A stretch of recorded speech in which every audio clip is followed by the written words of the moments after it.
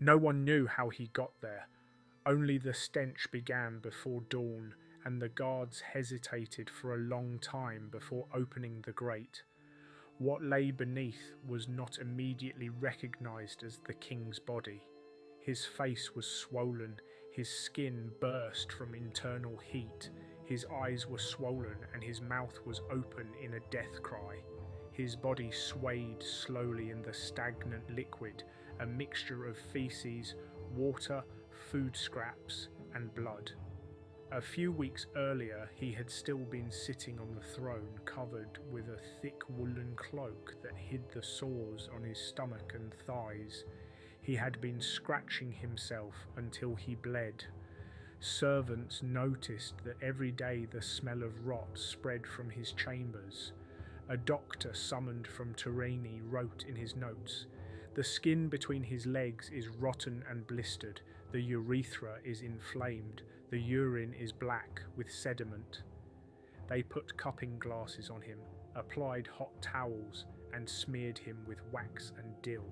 No ointment helped, no incantation, no incense could drown out what was happening inside. He did not eat. He only swallowed the juice of boiled garlic, to which, at the insistence of a Carmelite monk, powder from burnt eggshells and holy relics was added. He was delirious. He called out the name of his dead mother, begging her not to take him to hell, where "it smells just like here, under my belly." Sometimes he jumped out of bed and demanded that all the women be taken away, even though there were only men around. He called for a boy named Tom. None of the courtiers knew who he was. At night there were knocking sounds, either in the walls or in his head. He ordered the upholstery to be removed from the bedroom door, the furniture to be dismantled, and the bedding to be burned. He was convinced that heretics were hiding in the castle. "The enemy is hiding in the dunghill," he once said aloud in the presence of the cardinal. At the time, no one understood what he meant. Bodyguards, on the orders of the First Minister, were changed every evening. It was noted, "The guards refuse to approach the bedroom doors unless their nostrils are washed with oil." A report to the Bishop of Rouen stated, "The king's peace is contaminated. The meat rots on the plate before sunset." One of the cooks fled during the night, leaving the cellar open. His wife was summoned 3 times. She did not enter. She passed him notes begging him to confess. He tore them up without reading them. Once they say he ordered a live rooster to be brought to him to ward off death. An old folk belief. The rooster died within a minute, suffocating. The bishop, who was allowed to see the king, came out with a pale face and clenched hands. He did not utter a word. 2 days later he renounced his office. The doctor, the last person to try to give him a decoction of hemlock root, later wrote, "His stomach was swollen like a bag of wine. There was pus and bloody mucus between his toes. At the root of his tongue was an ulcer covered with white foam. When he screamed, it smelled like rotten fish and hot copper." Bloodletting was performed 3 times. After the last time, it was not blood that flowed from his veins, but a murky liquid. One of the servants, old Guillaume, wrote in his personal papers, "He became lighter than a child, his clothes sagged inside his body. There were yellow marks on the sheets like traces of fat. Sometimes he is silent all day, and then he screams that there are walls of shit around him and that he is not a king, but carrion." On his last evening he was seen standing at the window, wrapped in a woolen cloak, barefoot. He asked that the shutters not be closed. He said that he could see a light outside that wants to take him down. During the night, the guards did not notice him leaving his bedroom. In the morning, his body was found in a cesspool in the backyard. The grate had been torn off. The stone covering the passage had been pushed aside. The servants who examined the body confirmed that he was alive when he fell. His fingers were clenched, his nails broken, and his mouth contained traces of human feces and straw. One eye had popped out. His abdominal cavity was swollen. They had to pull him out with poles and hooks. The body was emitting heat. 6 hours later, it burst from internal decay. While the courtiers argued about how to present this to the people, the body was placed in a barrel, poured over with wine, and then resin. Embalming was unsuccessful. The entrails fell apart in their hands. The funeral service was held 2 days later in a half-empty hall. No one spoke. No one cried. At night, someone scratched in the eastern part of the castle. Servants walking through the stone corridors with night lanterns reported a strange smell. Not just the stench of sewage, but the stench of a rotting body, as if a corpse had been walled up. One of the gatekeepers, an old man with a severed ear, stood up in the kitchen in the morning and declared, "The king is cursed. Something foreign is inside him. It is already wandering through the pipes." By that time, the royal chair was already filled twice a day with black slime streaked with blood. A doctor from Rouen, summoned in a hurry, wrote in his report, "I took blood from a vein in his left arm 7 times. The blood is thick, with a sharp smell of sour iron. The ulcers on his stomach are not healing. One of the abscesses burst, revealing a white worm as long as a little finger. The king felt no pain." After this procedure, the monarch fell into a stupor twice, confusing the bishop with his deceased father. The smell intensified. The king's bed was changed 3 times a day, but the stench permeated the curtains, the maid's hair, and the church decorations. One of the chaplains, a young, naive man, came with a censer and began to read psalms. After the 3rd line, he vomited on the floor. Falling to his knees, he cried out, "This is not a disease. It is a rotting demon." He was carried out. A day later, he disappeared.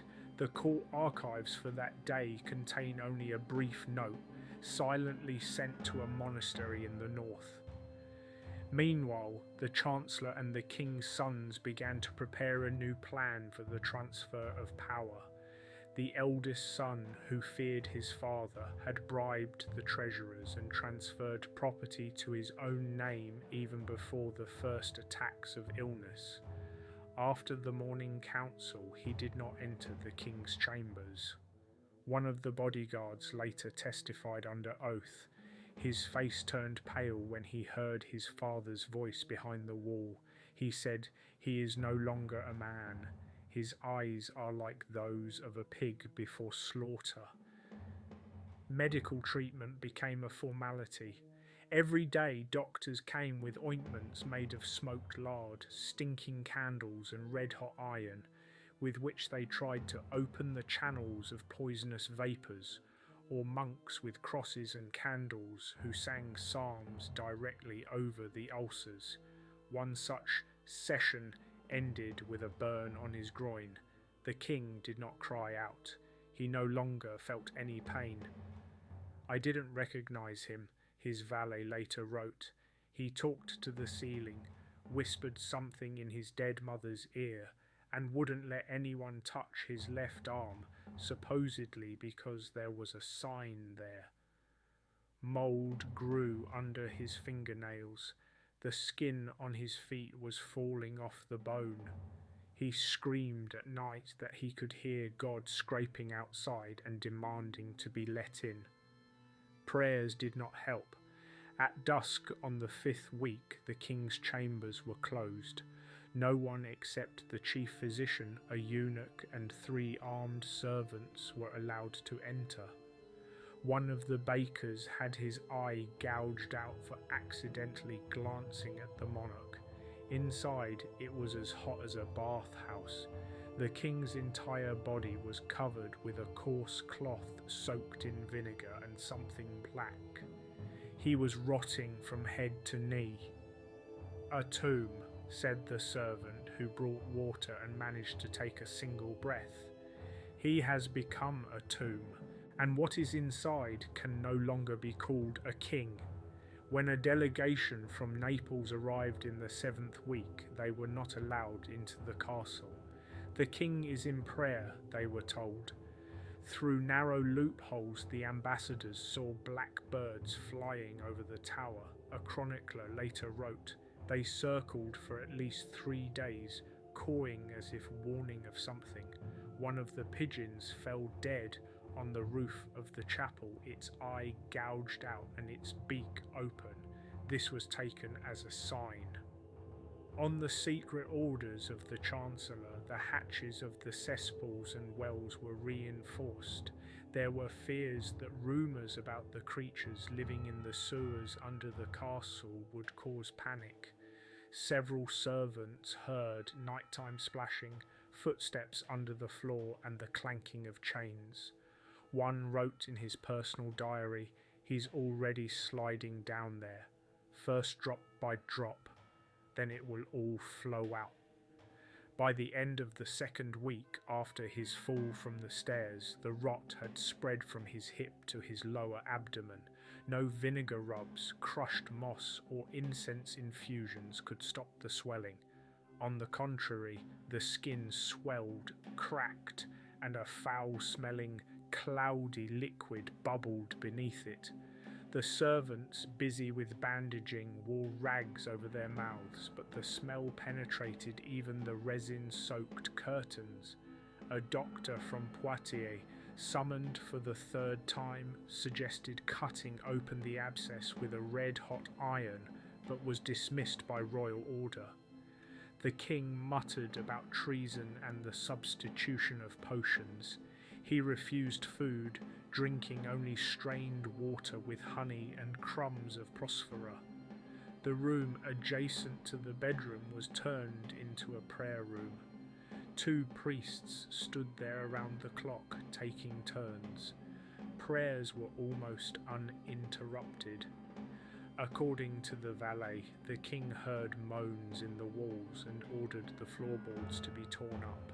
One of the doctors did indeed fall through when the old boards broke beneath him, and he was pulled out with ropes coated in wax to prevent them from sticking to the feces. After that, the floor under the bed was reinforced with boards covered with a layer of lead. The heir, 19-year-old Francois, was allowed to visit the bed only once. After this meeting, he was led out in tears. The next day, all the guards at the inner doors were replaced. According to the pharmacist's secret notes, the lower part of the body no longer responded to needle pricks, and gurgling sounds could be heard from inside. The removal of excrement was stopped. Enemas did not help, and on the 3rd day, white larvae were found in the rectum. The servants bribed an old woman from the convent of St. Lucretia to read spells. She died 2 nights later of fear and fever, as recorded in the convent's book. The guards were ordered not to let anyone else in. The old courtiers who had previously formed the council under the king's father disappeared from the chambers one by one. Some left the castle without permission, and one was found in a well. His death was declared an accident. Internal reports to Paris were stopped and letters were intercepted.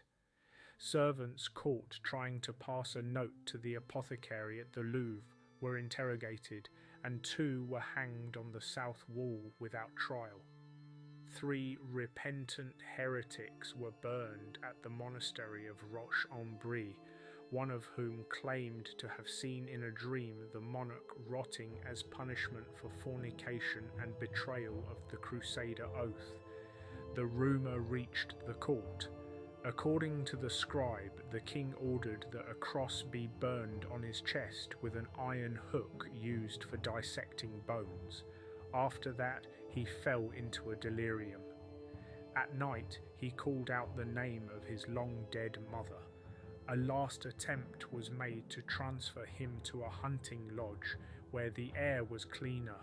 However, the stretcher collapsed on the first step of the staircase. One of the soldiers holding the base then went into hiding.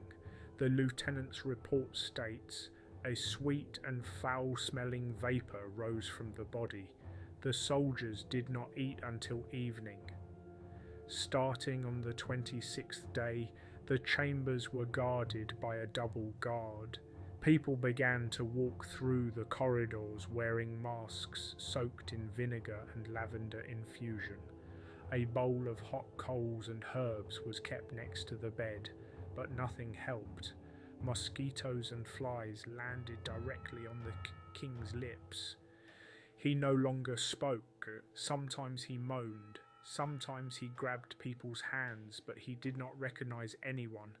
The skin on his back peeled off at the slightest touch. He was last shaved on the 10th day. After that, his beard grew together with the dead skin, and no one touched his face anymore. The chronicler writes, one of the brothers of the monastery of Rue said that he had seen something like this only once before, in a crypt where a body had been hidden during the height of the plague. The stench from the chambers became so thick that the guards at the doors were changed every 2 hours. Doctors were no longer called voluntarily. They were forced to come by order of the keeper of the seal. Cupboards hung with cloths stuffed with dried herbs did not hide the dampness. Sweat dripped from the ceiling, and with it dripped drops of brown pus oozing from the pillow. Next to the bed, on a cold bench stained with blood in several places, lay the king's robe. Maggots were already wriggling in the folds of the fabric. According to the morning reports of the servants, urine mixed with blood had filled the night pots to the brim, and in the last few days it had flowed continuously as if the king were no longer a man but an open wound. Foul-smelling pus flowed from his anus, soaking the bedding to the floor. One of the young orderlies could not stand the smell and jumped from the gallery. His death was concealed, his body was taken away at night, and his name was removed from the lists. Rumours spread faster than the stench itself. People in the city said that the king talked to the dead at night, calling out to the executed heretics and raising his hands to the void. A servant who heard him beg for forgiveness allegedly tore out her own tongue. Others remained silent. A report compiled by a council clerk stated, what was seen in the room caused one guard to defecate, another to pray on his knees until dawn, and a third to try to gouge out his eyes. The king no longer recognized those close to him. In a letter preserved in the archives, the scribe recorded his words. Mother, you have come with a chain in your hand. You are leading me down, but I am not dead yet. On another day, he allegedly shouted, the well is calling, water, I can hear them beating me. His mental deterioration worsened, largely due to the medication. A mixture of opium, mercury, eggshells and hot oil was applied to his back, rubbed into his stomach and poured into his wounds, but the pain returned and the king demanded new doses, begging the nun in a trembling voice to bring black water. According to later rumours, not only opium was added to these liquids, but also crushed insects and the livers of drowned people. His limbs began to darken, his body did not give up. It decomposed while he was still alive. The phlegmons on his thighs burst and clots of green fat oozed out. The skin on his heels began to peel off in layers, exposing his tendons. Once, when the sheets were changed, the skin from his thigh remained on the fabric, a whole flap, like parchment with bloody letters, as the senior surgeon recorded. The king screamed and lost consciousness. Later, when he came to, he demanded that all women be banished from his presence and scratched the word hell into the headboard with his fingernails. The guards at the door were doubled. Only 2 witnesses were allowed to enter. The priest refused to stay with him alone. He wrote that the walls of the room are shaking and a voice speaks from behind when no one is there. Shadows of mould spread across the walls and the air became thick, like in a cellar. In the royal physician's notebook for that day, the patient's throat is again covered with bloody mucus. His vomit is thick, mixed with green. His eyes are unfocused. He talks about the devil. He mutters prayers. Advisors were allowed in for only 5 minutes. One of them, the Count of Beaune, came out pale and disappeared a day later. His body was found in the forest. He had been hanged, but the word traitor was carved into his chest. The investigation was hushed up. Suspicion fell on the prince's supporters who were secretly preparing him for the throne. Those close to each other did not trust one another. At night there were sounds of footsteps, doors clicking and whispers in the pipes in the castle. Several valets asked to be transferred. Those who refused to enter the king's room were taken to the basement for punishment and purification of the soul. One night the servants were unable to enter. The door was locked from the inside. 2 hours later it was broken down. The king was alive, but lying face down, covered in excrement. Written in blood on the floor were the words, "Soon." No one dared to say who had done it. A doctor sent from Paris did not live a day. He was suspected of tampering with the medicine and was dragged to the square, where the crowd stuffed leeches into his throat. The situation became critical. Fear of contagion caused bishops, advisors, people with petitions and crosses to flock to the castle.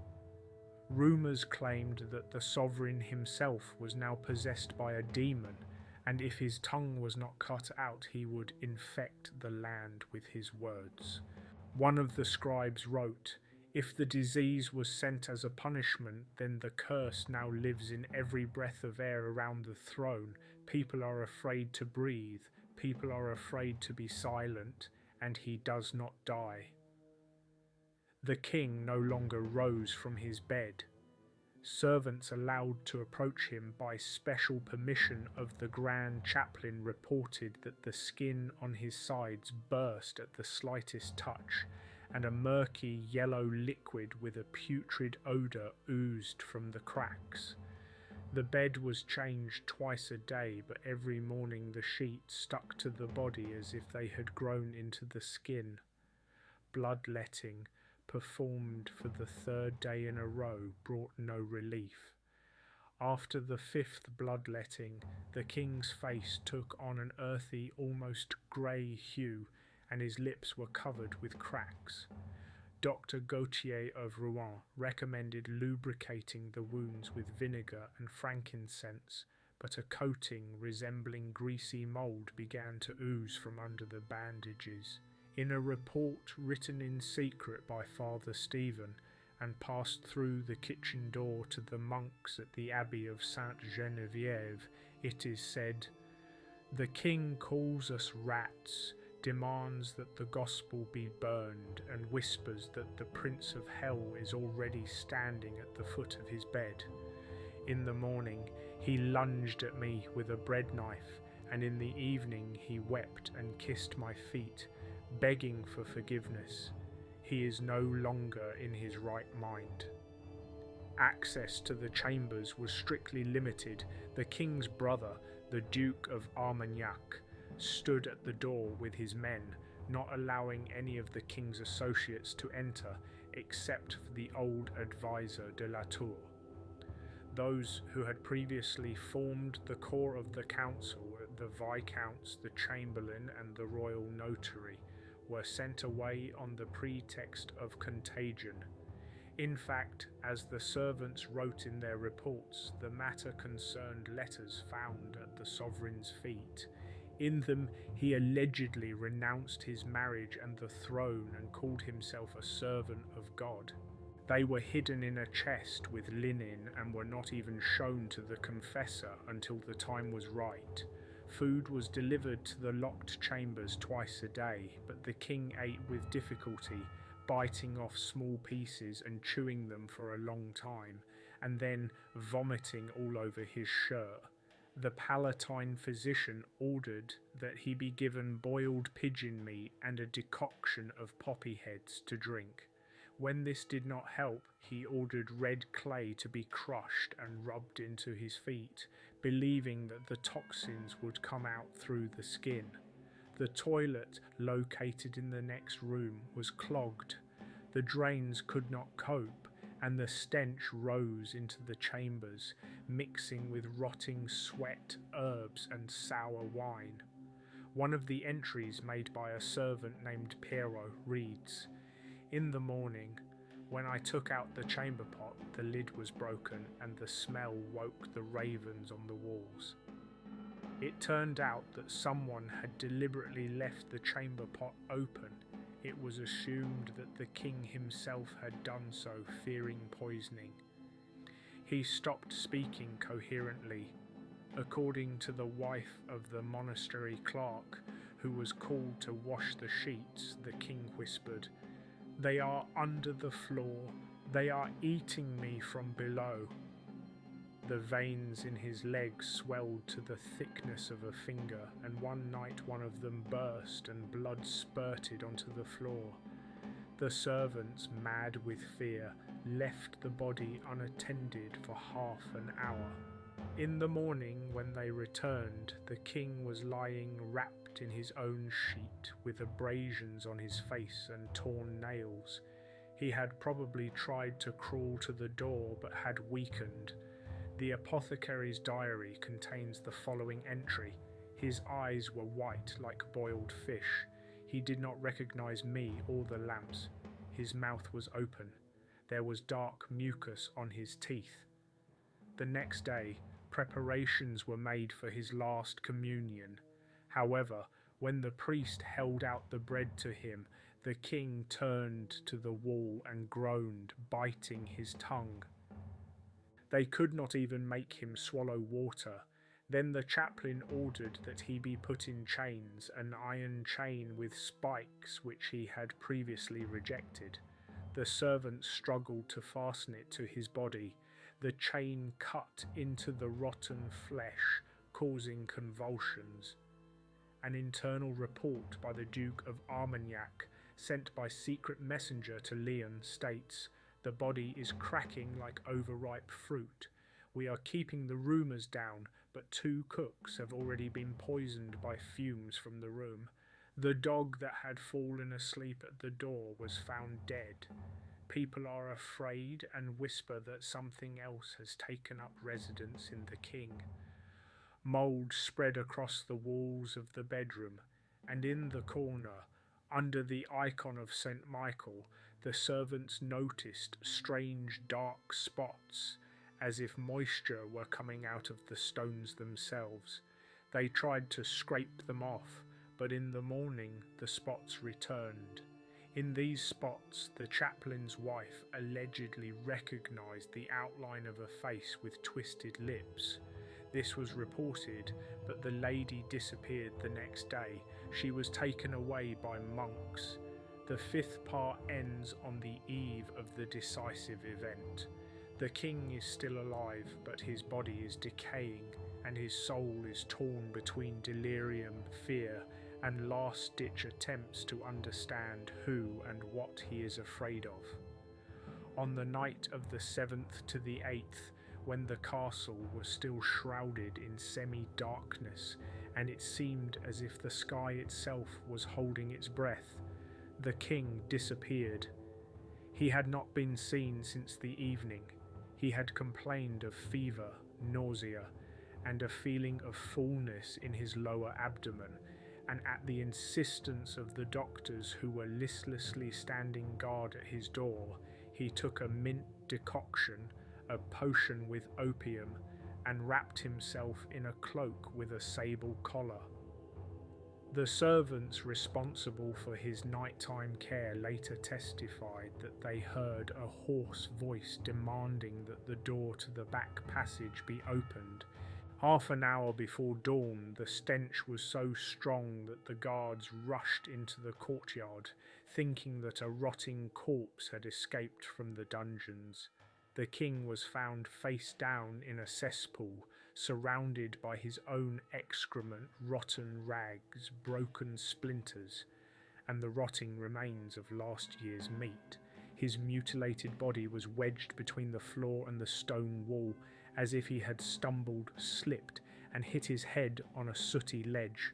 His head was half submerged in a mixture of stench, slime, and rot. The doctors hesitated for a long time before removing the body, and only after the soldiers had bound it around the chest with chains was it pulled out and laid on the cold slabs of the cellar. The skin on his neck and back remained stuck to the iron. To this day, there are 3 versions of how the king ended up there. According to the first, he was suffering from constipation and, following an old custom, went to a secluded outhouse in secret from his servants to release the unclean. The second, recorded in a report by a spy from Naples, states that one of his nephews, not wanting to wait for death, pushed him out, lying in wait at the back door. According to the third, which was recounted later, the king himself went to pray. Folk tales have preserved the phrase, "The king got up and went to wash away his sins and fell into the shit just as he had lived." The corpse could not be placed in a sarcophagus. The flesh had swollen, his belly turned black. According to Jean, a doctor from Leon, his eyes bulged out from internal pressure and hung on mucus threads like those of a corpse from the swamps. A yellow-grey mass with the smell of rotten cabbage flowed from his ears and nose. The body stank so badly that the executioner who volunteered to help with the embalming lost consciousness, and the nuns who tried to read a funeral prayer over him covered their mouths with handkerchiefs soaked in rosemary and vinegar. By morning, the smell had spread throughout the western part of the castle. The windows in the hall where he was being prepared for burial had to be broken. The body was not washed, only wiped with dry rags. The funeral shroud was changed 3 times. The first was soaked with pus. The second fell apart from the mucus on the sides. The following entry appears in the monastery hospital records for that day. His Majesty's body is decomposing at a rate unseen even in leprosy or internal decay. His fingers are blackened, his mouth is open like that of a hanged man. Steam is rising from his skin, causing wine to sour. His death was not officially announced until a day later. Ambassadors from Venice and Austria were already at the castle. One of them later wrote, "They hid the body in a stone tower, covering it with dry clay and camphor, but even there, 30 paces away, one could smell a heavy sticky odour, as if the whole kingdom had rotted in the basement. After the news of his death, chaos ensued. The heir, a 9-year-old boy, was in Paris, surrounded by supporters of his mother, the Duchess, who was suspected of colluding with the monastic faction. The army stationed at Orléans demanded confirmation of his death and refused to swear allegiance without seeing the body. By that time, the body had decomposed so badly that it had to be carried, covered with a black cloth and doused with wine to somehow drown out the stench. One of the knights standing guard over the coffin later reported, "I felt the floor of the chapel heating up beneath him, as if death had not left, but remained among us." The funeral was held in haste. The coffin was carried by 6 executioners. Priests read prayers through handkerchiefs soaked in vinegar. People prayed and spat in the streets of Paris. Some said, "He died as he lived, in filth, fear, and stinking madness." On the same day, 3 riots broke out. A week later, the regent formally took the throne, but unrest began in the provinces. The church remained silent. Neither the king's name nor his virtues were mentioned in sermons. Only one chronicler, writing at the monastery of St. Paul, ended his account with the words, "Let God judge who put his head in the pit, but it is not for us to pull it out." Thus ended the man who had ruled France for 23 years, and a new era began, without a name, without a body, without prayer,